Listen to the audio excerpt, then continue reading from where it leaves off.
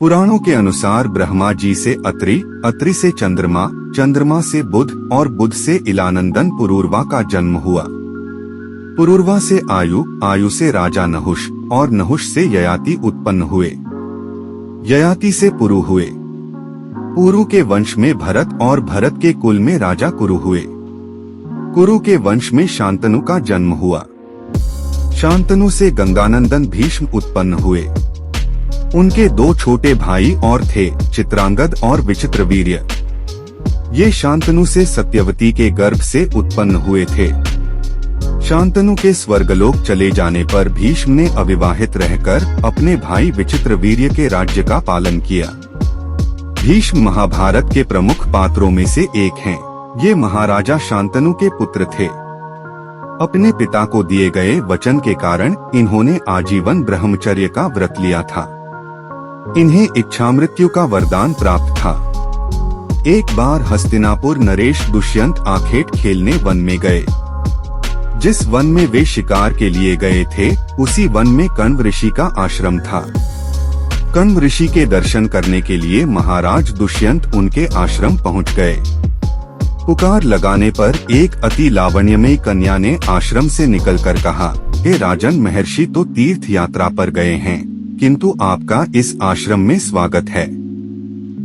उस कन्या को देखकर महाराज दुष्यंत ने पूछा, बालिके आप कौन हैं? बालिका ने कहा, मेरा नाम शकुंतला है और मैं कण्व ऋषि की पुत्री हूँ। उस कन्या की बात सुनकर महाराज दुष्यंत आश्चर्यचकित होकर बोले, महर्षि तो आजन्म ब्रह्मचारी हैं, फिर आप उनकी पुत्री कैसे हैं? उनके इस प्रश्न के उत्तर में शकुंतला ने कहा, वास्तव में मेरे माता पिता मेनका और विश्वामित्र हैं। मेरी माता ने मेरे जन्म होते ही मुझे वन में छोड़ दिया था, जहाँ पर शकुंत नामक पक्षी ने मेरी रक्षा की। इसीलिए मेरा नाम शकुंतला पड़ा। उसके बाद कण्व ऋषि की दृष्टि मुझ पर पड़ी और वे मुझे अपने आश्रम में ले आए। उन्होंने ही मेरा भरण पोषण किया। जन्म देने वाला, पोषण करने वाला तथा अन्न देने वाला, ये तीनों ही पिता कहे जाते हैं। इस प्रकार कण्व ऋषि मेरे पिता हुए। शकुंतला के वचनों को सुनकर महाराज दुष्यंत ने कहा, शकुंतले, तुम क्षत्रिय कन्या हो। यदि तुम्हें किसी प्रकार की आपत्ति न हो तो मैं तुमसे विवाह करना चाहता हूँ। शकुंतला भी महाराज दुष्यंत पर मोहित हो चुकी थी, अतः उसने अपनी स्वीकृति प्रदान कर दी। दोनों ने गंधर्व विवाह कर लिया। कुछ काल महाराज दुष्यंत ने शकुंतला के साथ विहार करते हुए वन में ही व्यतीत किया। फिर एक दिन वे शकुंतला से बोले, प्रियतमे, मुझे अब अपना राजकार्य देखने के लिए हस्तिनापुर प्रस्थान करना होगा। महर्षि कण्व के तीर्थ यात्रा से लौट आने पर मैं तुम्हें यहाँ से विदा कराकर अपने राजभवन में ले जाऊंगा। इतना कहकर महाराज ने शकुंतला को अपने प्रेम के प्रतीक के रूप में अपनी स्वर्ण मुद्रिका दी और हस्तिनापुर चले गए। एक दिन उसके आश्रम में दुर्वासा ऋषि पधारे। महाराज दुष्यंत के विरह में लीन होने के कारण शकुंतला को उनके आगमन का ज्ञान भी नहीं हुआ और उसने दुर्वासा ऋषि का यथोचित स्वागत सत्कार नहीं किया। दुर्वासा ऋषि ने इसे अपना अपमान समझा और क्रोधित होकर बोले, बालिके, मैं तुझे शाप देता हूँ कि जिस किसी के ध्यान में लीन होकर तूने मेरा निरादर किया है, वह तुझे भूल जाएगा। दुर्वासा ऋषि के शाप को सुनकर शकुंतला का ध्यान टूटा और वह उनके चरणों में गिरकर क्षमा प्रार्थना करने लगी। शकुंतला के क्षमा प्रार्थना से द्रवित होकर दुर्वासा ऋषि ने कहा, अच्छा, यदि तेरे पास उसका कोई प्रेम चिन्ह होगा तो उस चिन्ह को देख उसे तेरी स्मृति हो आएगी। महाराज दुष्यंत से विवाह से शकुंतला गर्भवती हो गई थी। कुछ काल पश्चात कण्व ऋषि तीर्थ यात्रा से लौटे, तब शकुंतला ने उन्हें महाराज दुष्यंत के साथ अपने गंधर्व विवाह के विषय में बताया। इस पर महर्षि कण्व ने कहा, पुत्री, विवाहित कन्या का पिता के घर में रहना उचित नहीं है। अब तेरे पति का घर ही तेरा घर है। इतना कहकर महर्षि ने शकुंतला को अपने शिष्यों के साथ हस्तिनापुर भिजवा दिया।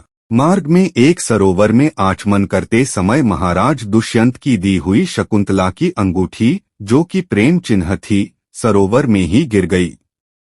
उस अंगूठी को एक मछली निगल गई। जिस मछली ने शकुंतला की अंगूठी को निगल लिया था, एक दिन वह एक मछुआरे के जाल में आ फंसी। जब मछुआरे ने उसे काटा तो उसके पेट अंगूठी निकली।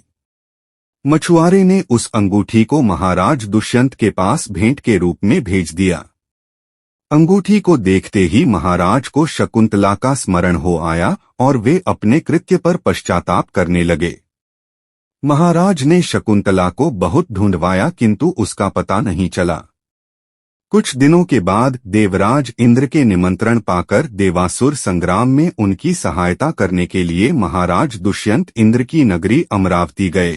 संग्राम में विजय प्राप्त करने के पश्चात जब वे आकाश मार्ग से हस्तिनापुर लौट रहे थे तो मार्ग में उन्हें कश्यप ऋषि का आश्रम दृष्टिगत हुआ।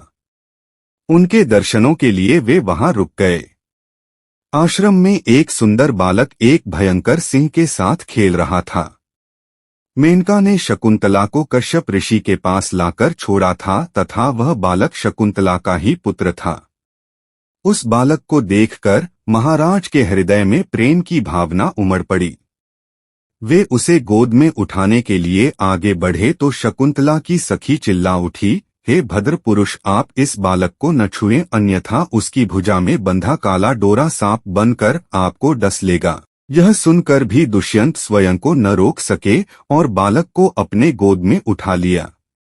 अब सखी ने आश्चर्य से देखा कि बालक के भुजा में बंधा काला गंडा पृथ्वी पर गिर गया है। सखी को ज्ञात था कि बालक को जब कभी भी उसका पिता अपने गोद में लेगा वह काला डोरा पृथ्वी पर गिर जाएगा। सखी ने प्रसन्न होकर समस्त वृतांत शकुंतला को सुनाया। शकुंतला महाराज दुष्यंत के पास आई। महाराज ने शकुंतला को पहचान लिया। उन्होंने अपने कृत्य के लिए शकुंतला से क्षमा प्रार्थना किया और कश्यप ऋषि की आज्ञा लेकर उसे अपने पुत्र सहित अपने साथ हस्तिनापुर ले आए। महाराज दुष्यंत और शकुंतला के उस पुत्र का नाम भरत था। बाद में वे भरत महान प्रतापी सम्राट बने और उन्हीं के नाम पर हमारे देश का नाम भारतवर्ष हुआ।